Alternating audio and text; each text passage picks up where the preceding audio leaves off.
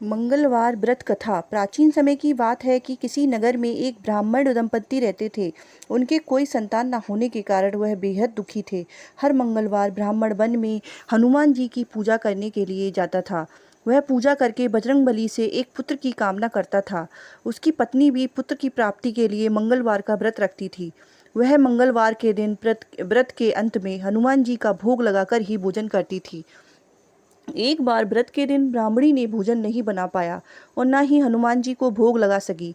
तब उसने प्रण लिया कि वह अगले मंगलवार को हनुमान जी को भोग लगाकर ही भोजन करेगी। वह भूखी प्यासी 6 दिन तक पड़ी रही। मंगलवार के दिन वह बेहोश हो गई।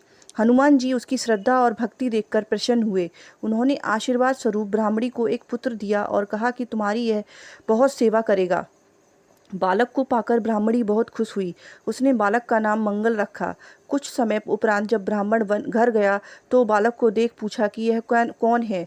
पत्नी बोली कि मंगलवार व्रत में प्रसन्न होकर हनुमान जी ने उसे यह बालक दिया। यह सुनकर ब्राह्मण को अपनी पत्नी की बात पर विश्वास नहीं हुआ। एक दिन मौका पाकर ब्राह्मण ने बालक को कुएं में गिरा दिया। घर पर लौटने पर ब्राह्मणी ने पूछा कि मंगल कहाँ है। तभी पीछे से मंगल मुस्कुराकर आ गया। उसे वापस देख ब्राह्मण चौंक गया। उसी रात से बजरंगबली ने ब्राह्मण को अपने सपने में दर्शन दिए और बताया कि यह पुत्र उन्होंने ही उसे दिया है। सच जानकर ब्राह्मण बहुत खुश हुआ, जिसके बाद से ब्राह्मण दंपति नियमित रूप से मंगलवार व्रत रखने लगे। मंगल का व्रत रखने वाले मनुष्य पर हनुमान जी की अपार कृपा रहती है। बोलो बजरंगबली बाबा की जय।